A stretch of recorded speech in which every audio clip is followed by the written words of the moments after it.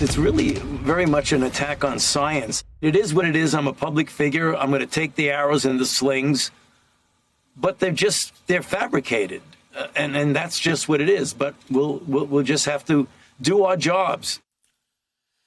The attacks against Anthony Fauci have intensified this week following the release of his emails, and Axios warns the doctor is Trump's new Hillary, as they put it.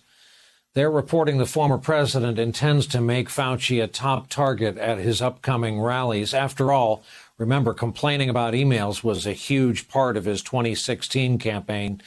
Back with us tonight, Dr. Irwin Redlener, the founding director of Columbia's National Center for Disaster Preparedness, who advises us on public health. He's also a columnist over at the Daily Beast. And, Doctor, I want to start by playing for you and our audience some of Chris Wallace's remarks on Fox News. I've read reports and read through a number of the emails. There's no smoking gun there. This is highly political. I can promise you that you're seeing it as a major talking point from Republicans. Before we start calling for his head, this guy who's been a devoted public servant for 40 years, maybe we ought to slow down just a little bit. So, Doctor, not a popular opinion necessarily on Fox News. How do you see this? Well, first of all, there's clearly a target now on Anthony Fauci's back. But I think there's a bigger context here, Brian, which I just want to run through with you. And let's say we accept the premise that Donald Trump is leading a movement to create an autocracy with him or his surrogate at the lead.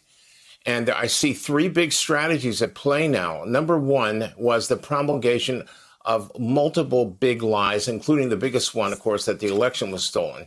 And the second thing is the undermining of open and free elections. But the third part of this strategy, in my mind, is the attack on science.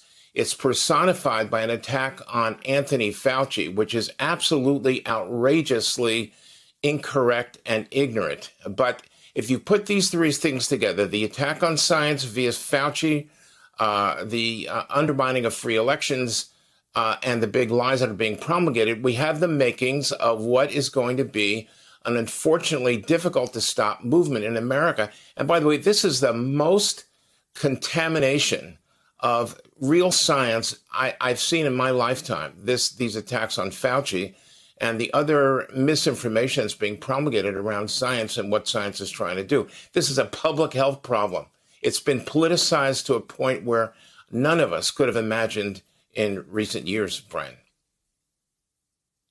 We can't change the fact that we've lost over 600,000 souls in this country. We can't change the fact that China became the global boogeyman in Donald Trump's hands, speech after speech, naming and labeling the virus.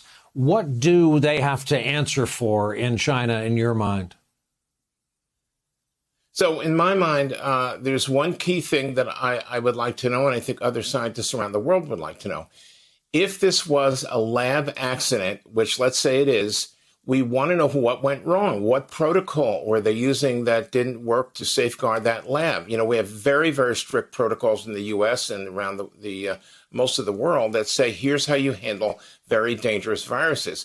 So if there was a slip up there or a protocol that wasn't strong enough to protect us, then we need to know what it was so it doesn't happen again. Basically, that's the main point that I worry about. Otherwise, we're looking forward. We got to get this current pandemic under control, and we have to make sure that we prevent the next one. But China needs to answer that question. What went wrong, if anything, in that lab, and let us prove it so we won't repeat it again. To that end, for members of our audience who don't know it, you're a pediatrician originally by trade and training. And with that in mind, tell us about the CDC news pertaining to teenagers today. So this is actually important news that's going to have to be tracked. And what we're seeing is a increasing number of teenagers who have gotten very sick from COVID and have to be admitted to a hospital. This is news, and it's something that needs to be tracked. Is it alarming? It's concerning. And what we need to do about that is to make sure that we've really pushed parents and kids to get vaccinated as soon as possible. And hopefully we're going to start seeing children younger than 12 eligible for vaccination. I think that'll happen over the next few months. But the more kids that get vaccinated, and especially now the more teenagers, the more safe they will be, and the rest of us will be as well.